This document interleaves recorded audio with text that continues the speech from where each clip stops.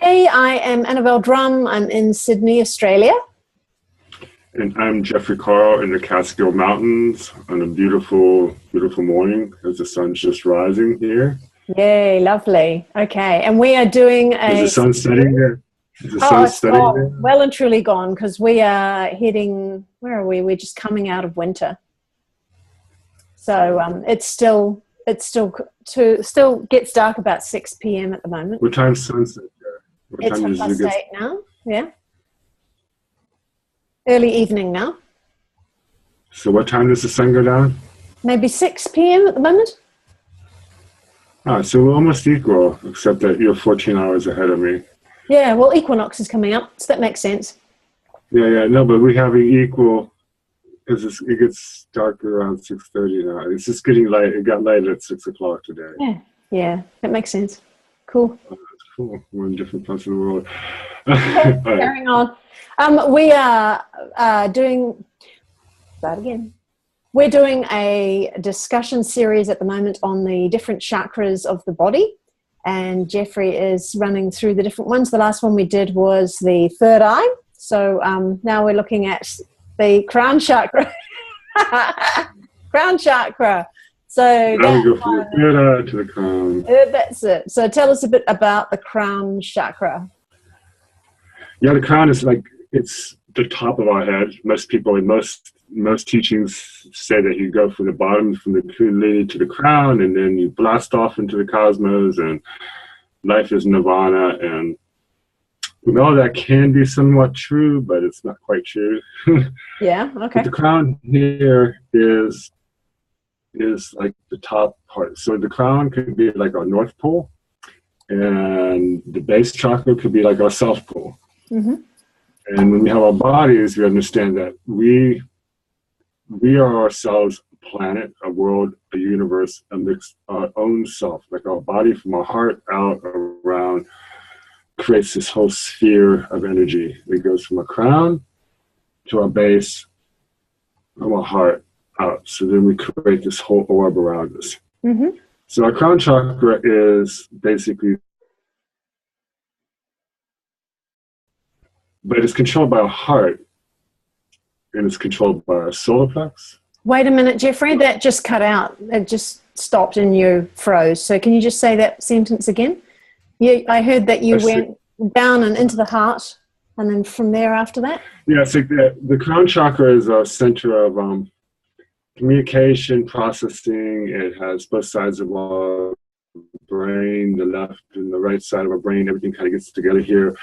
We store the information, but it's like a giant computer, but the main part of the computer is controlled within our heart, mm-hmm. which is also another brain. It has the eternal I am presence that I talked about before within our heart.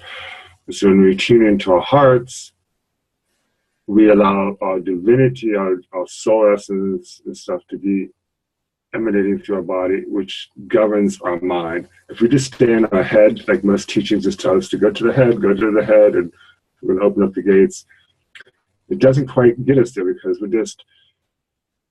it's not bringing it back into heart. It's just pure knowledge, maybe pure insight, balancing the left and the right side of our brain, which takes us all these different places.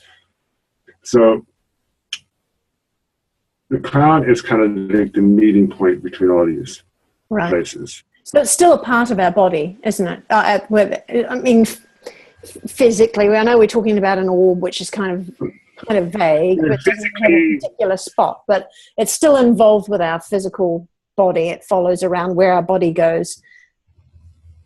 Yeah, it's like our crown chakra is our brains and basically the matter, but it's not just the brains and the matter. It's like intellection, intelligence, consciousness. We pick up all the different levels of consciousness through the receptors within our third eye, within our mind, within our heart. It's like our heart goes out, but then it needs all these things that feed back information to the heart, and the heart feeds back information to the head and to all these other places. So tell us a bit about, before in some of the previous chakras, we were talking about how if one gets out of balance, it can cause certain issues that reflects physically, not just emotionally. Can you think of anything along the lines of the crown chakra, if there's something not working with it, if it's out of balance, what sort of symptoms might you have? Oh, well, we have a lot of this. I mean, this would get you all into a lot of your mental imbalances, your intellectual imbalances. You could have like basic physical pains and stuff would be shoulder pain, neck pains, not allowing the energy to flow out of your head, not allowing the energy to flow in. So you're going to have a lot of pressure in your head. You have a lot of like nasal and sinus problems, cavities. You can have a lot of spinal. You can have a lot of spinal things because the sacral cranium connection is very important. If people study sacral cranial therapy and stuff, they understand what I'm talking about. But sacral cranial therapy is really not used a lot in Australia. I think it's probably used more up in the States, but it's quite rare here. I have a friend who does it, and I think it's amazing what can be done. But we just don't have a lot of that. Yeah, because that's the channel between our cranium and our sacral. Then we have all these things. So it runs up and down the whole length of our body. So as above, so below. So the main thing we're here to understand is that below affects above and above affects below.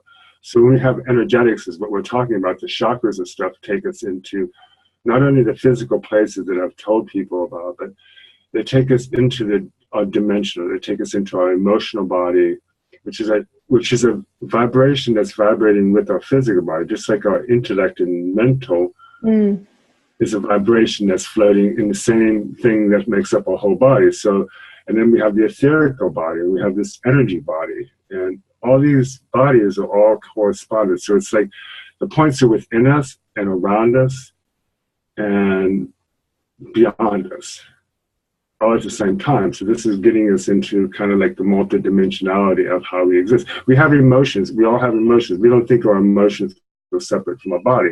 We don't think what we're thinking is separate from our emotions or from our body. So here we have this replay going on constantly with everybody in their lives. We have our physical body, we have how we feel, and how we think. All this is stored into the crown chakra. It gives us cause and effect. Okay. Everything that we are doing has a cause, and it affects the reality around us. Every thought that we sets off emotion and goes off into the world around us. So when we can still our minds, this is where you get into that Buddhic state of samadhi, where you just can empty out your thoughts, like an Eastern philosophy says, which is difficult for most Western people to even do. Yeah. So it's like, I find that if you turn the volume down and the little chit-chatter who wants to just keep chit-chatting away all the time, just turn the volume down on it. Yeah, that's a good way of doing it. I found some good exercises as well in terms of simply being present. So if you think about a little child who really doesn't have as much chit-chat going on, that they're quite happy to sit on the floor. One time I was sitting on the floor in my house and I looked out the door and I suddenly felt like it was the view of a little child, where you would just sit and you would listen for birds or a car going past, and nothing else. It's not like you were, there was no chat. And I was like, wow, that's right. I remember that.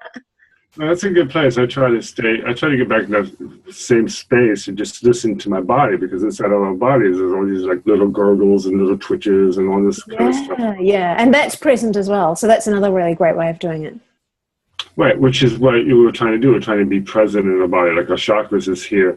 So like in here we have like the mental thing that most people consider the brains, and like I was talking the left and the right side, which all corresponds back into our heart again, where I was talking about the left and the right, the male and the female, where here goes. It goes all the way through here, through our eyes, down through our mouth, through our breast, down into our whole kidneys and to our genitals, down back into our legs, and then down to, so we basically continue this pillars of left and right all the way from the ground to the cosmos and inside our heart.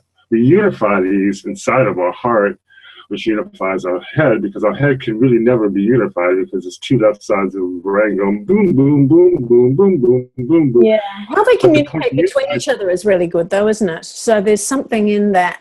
I know they found that with psychics, when people are more attuned, that the connection between the left and right were thicker. Yeah, because you go back and forth now, because it's like, that's when you get the male and female going, we're going, you know, we're crossing these bands of energy, even in the neurons. If you look on like anatomy charts and stuff, the neurons run up and down, but then they switch back and forth to sides. Sometimes this side controls that side, this side controls that side. Right, so then when you get back and forth in between, that's what we're supposed to do. We're supposed to get both sides of our brains working, because most people either work on one side or the other. That's why you say most psychics are getting both of them, because we're getting to that unified field where we want to get them both working. Yeah. And as we do that, you know, then there's no more duality. This is how we end duality. You end duality because you have a left and a right, but it's okay. It can go on forever. You have darkness and light. Without darkness, we wouldn't have light. Without light, we wouldn't have darkness, because we wouldn't know the difference. We would know difference, yeah. And then the colors that play, actually, the colors that we see, is dependent upon the darkness. You know, we wouldn't even see any of them. Yeah, it's true. Create other lights and stuff.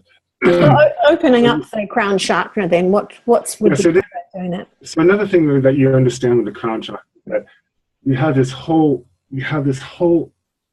aura that goes around. Say that you have the heart as the center, then draw another big circle around your whole body. It includes your whole body and even some space above you and some space below your feet. Stretch your arms out. You'd have like this whole circle around you. That would be your mind around your body, not the brains that everybody says, oh, this is the intellect where we store the information, or we do that.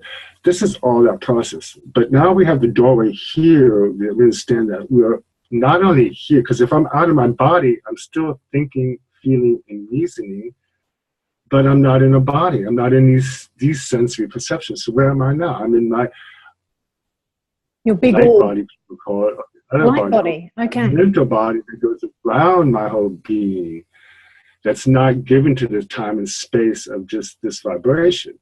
But our consciousness can go from just this intellect that most people just stay in the intellect and don't think that they have this higher part of themselves, so they're just here. But actuality, we can be here and all around, or we can just take this consciousness and transport it out into the cosmos once we know how to move that way. But it's all real tangible part of our being. We open this all up too by opening up our root chakra, our sacral chakra, our sit bones and all this, because it's creating a base to us, and we ground all this stuff into the earth. So now our bodies are grounded into this. We're being present. In order to do any all this stuff, we have to be totally in the now. What they mean about being in the now is that we're present inside our bodies, if we're in our bodies, inside our beingness, because our beingness is beyond our physical body. Our beingness is our light body. It's like it's free from all limitations, but we can still have our consciousness there. And we can still have our consciousness here in this tangible form, talking to you now on the computer, which is still part of all this. You know what I mean? It's just that's sometimes a little bit hard to think of. Usually, because I think when the brain often likes to think of one thing at a time. You know, it's quite tricky to kind of go, okay, here's the body, but then here's the light body, and be able to be in consciousness of both of those at the same time. It's going to take a bit of practice, I think. Yes, because this is the thing, because when you say that it has to be compartmentalized and stuff, then that would be one side of your brain working. Yeah, it's analytical, isn't it? Yeah. When you get both sides working, there's a simple exercise, a simple quote exercise, and this really helps people. When you're laying down at night, on one side, say on your left side, you think of A, and on the right side, you go 1. Then you go B, 2, C, 3. You do letters on one side and numbers on the other side. And you go through the alphabet. And if you mess up, you have to start over again. And you go through that, and then you switch them. Put the letters on one side and the numbers on the other side. This little, you do this all the way through the alphabet on both sides of your head. You start to feel your parts of your brain go like this. Okay. Once you get through, is this going to help us with the crown chakra? Because we're trying, what we like to do. Yeah, because all this is getting us into this part of our head, of the crown. These are other things that, you know, we can get into that center space of samadhi through our crown, but we need to understand our left and, these are like two hemispheres. And this is all, we have our pituitary gland, it sits right in the middle. And this is where most people consider the main gland of the crown chakra is the pituitary gland. That's the master gland for all the endocrine system. The pineal gland has power to trump out the pituitary gland, but if the pineal gland is aligned with the heart and everything is lined up, then they all kind of run really smooth, and then you emanating out your dimension, you know, like it goes from just having your physical body running, your hormones all balanced, your acids and alkaline balance. This is all controlled by the pituitary gland. Okay. Every gland, all the chakras that I told you, each one had a gland, and like a ductless gland, they call them. Each one of them, it's all controlled by this master gland, the pituitary.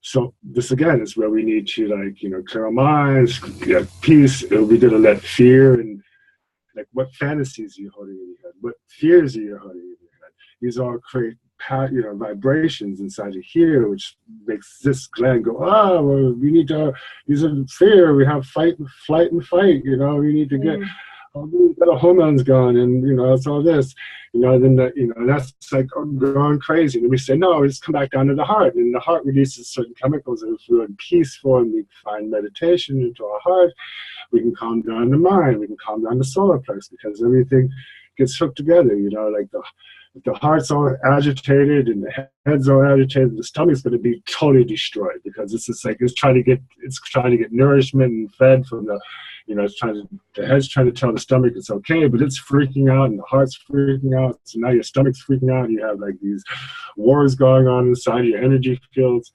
You know, that's like a scenario of what can go on if things go out of balance. You know, if you go back in balance and you find peace, first of all, in your heart, instead of just trying to find reasoning inside your head, you might think, oh, it's this and that. And yes, you can work it all out intellectually, but you don't have no feeling to it. So it's just something that's mental. And then you're going to bring it back into the heart again. And then you can put the feelings in it, and then you get the mental clarity that you can start to get, and your stomach starts to calm down, and you know, you calm down there. Because basically, so this sounds like a really good exercise for when there is anxiety or stress, or something along those lines. So to be able to run up and down the chakras, you know, get rooted into the ground, come back to the heart, up to the top, back to the heart, down to the bottom, back to the head, then take the energies back down to your body. Like it's like kind of you spewed out of your body at the top of your head would be like a well shooting out the energies, right? You shoot it out to this part of your, and I guess, I mean, even back down and start doing suck it back up to your anus and back to the bottom part of your body, and you know, you spew that energies out and it comes back around, and you create this nice, beautiful flow around you. That's the ultimate of why you do all this stuff. And then you get all the chakras running, and then you're bringing it all back into this piece, you know, but So the crown really, chakra is all, the crown chakra,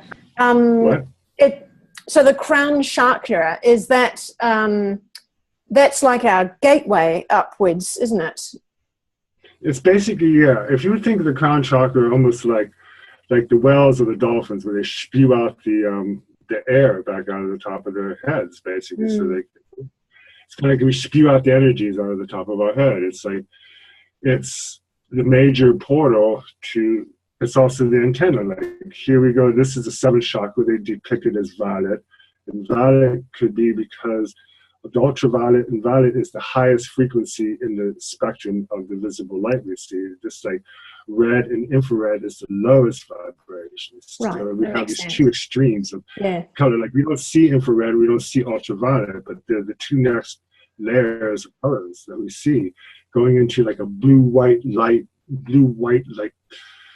energy light that you see around things. If you get your third eye more open, just see it over top of everything. It'll just be emanating out. It's kind of a bluish white light that emanates from things. And then so when it gets bigger on higher body. What is it? What's happening if somebody's what is it there? If somebody is emanating more light and it's higher than other people's, if you could see that light, like you're saying the light is, you can see it over the top of people, but if one person's got it higher than the other, what does that mean? It just means that they're more clear and balanced to themselves. So as each of us evolves, we'll all get a taller amount, like a higher whale spout, really. Yeah, but you also have to be shooting it into the ground at the same time. It's just not shooting it up. You have to shoot it down. It's kind of like the further down you shoot it, the higher up it goes. It's not, right. Okay. It's not the other way around right now. It's because then we would be on Earth. And right now it's about being on Earth and charging the whole atmosphere here. But you're saying what makes people's lights higher? The more balanced you are to yourself, unto yourself, not unto me, not unto anybody else. The more balanced you are unto yourself, to your I am presence, and to your relationship with Gaia and to the earth around you, that's what allows you to become shooting out more light. What happens when a person becomes really totally balanced, you disappear from this realm of existence. It's like there's so much stuff that's going on in the clarity of the space between you and I, just between our computer screens. In that clarity, it's total balanced things, so balanced that we don't see them here. They're neutral. And our bodies will return that to it, so that we will be, you would say, oh, look at that person, and all of a sudden it just disappears because their frequency just changed a little bit more, and now they became zero here, But I know it sounds like. I wonder if that's what's going to be happening in the future. Yeah, it will happen. It's happened already. It's just not really well documented. The one people who tried to document it was the Celestine prophecies. Oh yeah. And they made a movie. They made like a movie out of the first book. And he kind of does it with Will. At that one part of the movie, he's showing people how they were in this kind of a glowing world, but like I said, all the auras, you're seeing all the auras, you're just up in this body, this light dimension of light. That's a tangible dimension. That's kind of like the next level that we're going to. And he said, don't fear. And these soldiers are coming. And as soon as the people feared, they dropped their vibration. And they appeared, they were like there, and then suddenly they were in front of the soldiers. And then they were like, whoa, where'd you come from? He never had the fear inside of him. So he just stayed, and he went off. And if you go on in the next book, he actually meets back up with the guy again. And he was like, where'd you go? I was like, I just was existing. I didn't have no fear in me, and I didn't, you guys, all the scene changed, and I just went about my business, and I reappear later. How different the world would be if you can get to the point where you can just, it's always been the thing, isn't it? Like Harry Potter's cloak, the idea of being able to be, suddenly invisible or disappear from those who might harm you, or. I know, it always drives me crazy that there's this dimension of people looking at us and observing us. You always get this, like from the galactics to the celestials, they're all watching us. And I'm like, you're watching us from where? Right next to you. We're right next to you. And it's like, and the more that we keep wanting to, that's what's happening. We're reaching out as they're reaching in, or we're reaching in as they're reaching out, whatever. We're all reaching towards that same point to pull the worlds together so that we can have that thing. Because it's part of our nature, really, to be like the true human nature is not to ever be chained to a planet or to an earth like we are here. Like, oh, you can't do this. You need a spaceship to go to space and all that. It's not our potential.